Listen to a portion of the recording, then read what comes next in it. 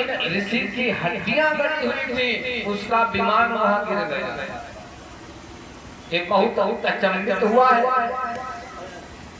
सोचने लगा क्या हुआ, तो आकाशवाणी हुई है यहाँ पर उस ऋषि की हड्डियां गड़ी हुई है जो ऋषि नित्य नारायण कवच का पाठ किया करते थे। इतनी शक्ति है नारायण कवच में।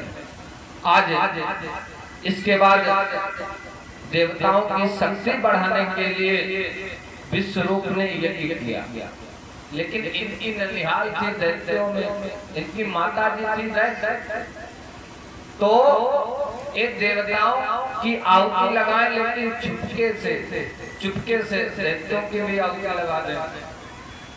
इंद्र ने जान लिया है, इंद्र को क्रोध आया है और यज्ञशाला में ही इनका सिर काट दिया।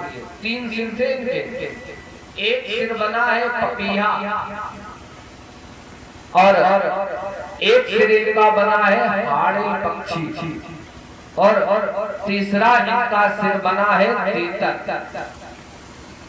लेकिन जब यज्ञशाला में यज्ञाचार का सिर काट दिया है तो इंद्र को ब्रह्म हत्या कर दिया। अब इंद्र भागा ब्रह्मा जी के पास गया है, हे ब्रह्मदेव अब आप ही हमारी रक्षा करें, हमें तो ब्रह्म हत्या लग गई। तो ब्रह्मा जी ने इस ब्रह्म हत्या को 4 भागों में बांट दिया। कहां कहां? एक ब्रह्म हत्या दी है पृथ्वी को ऊसर के रूप में। आप ऊसर में मकान बनवाएं, यज्ञ करवाएं, सफल नहीं होगा। दूसरा जल को जो झाग के रूप में।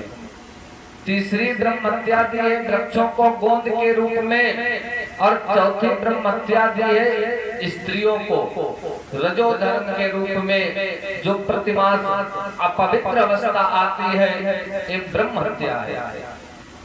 अच्छा, चारों लोग पहुंच गए ब्रह्मा जी के पास, कहने लगे हत्या इंद्र ने की है और भोगे हम क्यों भोगे? तो ब्रह्मा जी ने सबको अभय दान दिया है। पृथ्वी से कहने लगे आपके ऊपर जो छोटे मोटे गड्ढे करेगा वो गड्ढे अपने आप भर जाएंगे। जल से का तुम्हारे बिना कोई पवित्र नहीं होगा। ये जल को वरदान है, आप गली में जाते हो और मल में पैर पड़ जाए और उसके बाद जाओ 2 लोटा डाल लो, फिर आप रसोई में जा सकते हो, क्योंकि एक जल को अभय दान प्राप्त हुआ है। इसके बाद वृक्ष आए हैं, ब्रह्मा जी कहने लगे आपके जो तने काटेगा वो स्वयं दोबारा जमाएंगे। इसके बाद स्त्रियां पहुंच गई, माताएं। ब्रह्मा जी कहने लगे 7 दिन तक तुमको कोई पूजा पाठ का अधिकार नहीं होगा, लेकिन मेरा वरदान है तुम्हारा पति जो भी पुण्य करेगा उसमें तुम्हारा 50% हिस्सा होगा। लेकिन माताएं तो बहुत होशियार होती हैं, हे ब्रह्मा जी से कहने लगे पति जो पुण्य करेगा उसमें तो हमारा आधा हिस्सा है, लेकिन पति जो पाप करेगा वो। तो ब्रह्मा जी कहने लगे पति जो पाप करेगा उसमें तुम्हारा कोई हिस्सा नहीं। माताएं कहने लगे तो ठीक है, लेकिन ये तो बहुत होशियार होती है। ब्रह्मा जी से फिर कहा जो हम पुण्य करेंगे वो। ब्रह्मा जी ने कहा तुम्हारे पुण्य में तुम्हारे पति का कोई अधिकार नहीं होगा। फिर बोली, कहने लगे हम जो पाप करेंगे वो। ब्रह्मा जी कहने लगे तुम्हारे पाप में तुम्हारे पति का हिस्सा होगा। तो आज चारों लोगों को वरदान दिया है। इसके बाद जिसका बेटा मारा गया है वो तो शांत नहीं रह सकता है, तो मुनि यज्ञ किया है और इंद्र को मारने वाला बालक पैदा कर रहे थे। बहुत विशाल यज्ञ किया है, लेकिन ब्राह्मणों से मंत्रों में गलती हो गई, विभक्ति चेंज हो गई, द्वितीया की जगह तृतीया हो गई। इंद्र शत्रु विभर्दस्य माम चिरम जहि विद विषम। पैदा कर रहे थे इंद्र को मारने वाला, लेकिन उत्पन्न हो गया इंद्र से मरने वाला। संस्कृत भाषा बहुत विचित्र है। इसमें अगर थोड़ी सी भी मंत्रों में त्रुटि हो गई तो विभक्ति चेंज हो जाती है। लेकिन अब तो कोई संस्कृत पढ़ता ही नहीं है, अब तो सब इंग्लिश मीडियम कॉन्वेंट में पढ़ते हैं।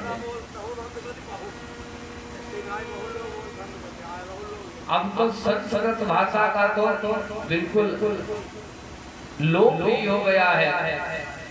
सभी लोग अपने बालक कॉन्वेंट में पढ़ाते हैं। एक बार एक बालक हमको मिला तो हमने उससे पूछा कहाँ पढ़ते हो? कहने लगा कॉन्वेंट में। तो हमने कहा तुम्हारे स्कूल में रामायण गीता कुछ पढ़ाई जाती है? कहने लगा हाँ। अरे आप 7 दिन से कह रहे हो, हम 2 मिनट में तुमको सुना देंगे। तो हमने उसको पास में बुलाया, हमने पूछा सुनाओ। तो कहने लगा सुनो, एक अयोध्या नाम का किंगडम था, उसमें दशरथ नाम के एक किंग थे, उनके 4 सन थे। एक विश्वामित्र ऋषि आए और किंग दशरथ से रिक्वेस्ट करके उनके 2 प्रिंस को, राम और लक्ष्मण को ले गए। विश्वामित्र जी किंगडम जनकपुर में इनको घुमाने के लिए ले गए। वहाँ किंग राजा ने एक शर्त रखी थी। शर्त ये थी जो शिव जी का धनुष ब्रेक कर देगा, सीता जी की उसके साथ मैरिज हो जाएगी। राम जी ने शिव जी का धनुष ब्रेक किया तो किंग जनक की डॉटर का विवाह राम जी से हो गया। राम जी सीता जी को लेकर पिकनिक के लिए फॉरेस्ट चले गए, मतलब जंगल चले गए। वहाँ सीता जी का किडनैप हो गया। राम जी ने मंकी सुग्रीव से फ्रेंडशिप करके लंका पर अटैक किया, रावण मारा गया।